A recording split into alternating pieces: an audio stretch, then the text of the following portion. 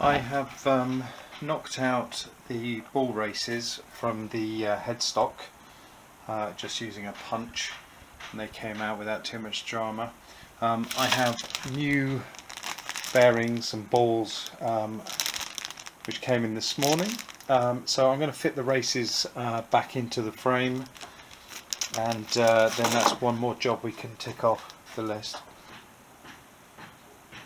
Just going to grease up the inside of the race faces before I drive the new ones home. I'm going to use the old races to drift them in, and I'm hoping these will go in without too much trouble.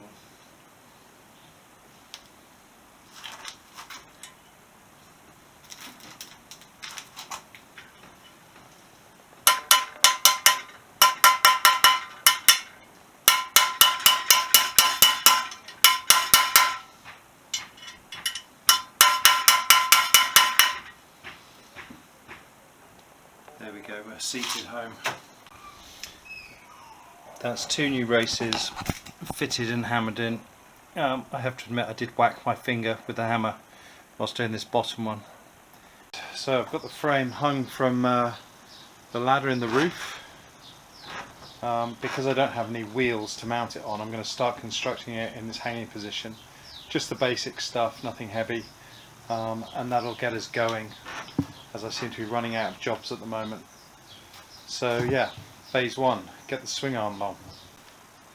Right, I've set up a hanger at the rear to support the trailing arm of this swing arm, because without it, it wants to swing down and rest up against the frame, and I fear it'll damage the paintwork. It also makes it a little bit easier to support everything. Now that that's in, I can work a bit easier.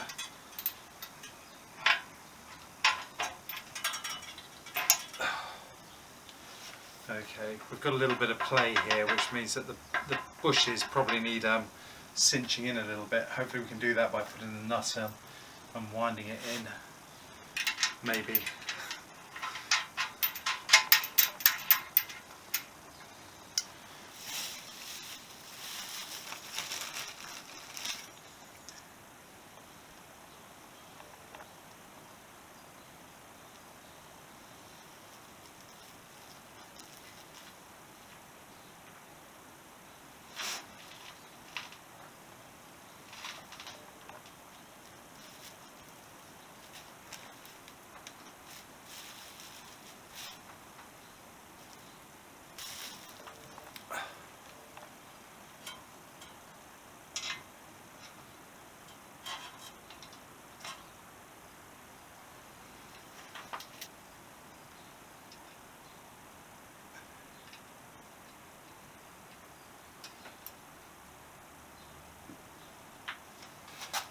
Okay, I was filming in completely the wrong area, and all you got was my knees. The shocks just slip on. It's fairly simple stuff, it's just bushes and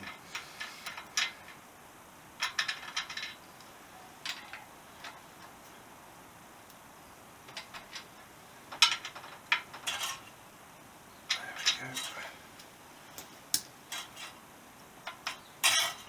Excellent. So here we are, about a half hour's work. I'm lying, about an hour's work. Has got the swing arm on, albeit loosely at the moment, because the exhaust mount hangs off that bolt here that you can see. So that goes on at the very end, so I can't really torque that up until that's ready. But the rear shocks are now fitted.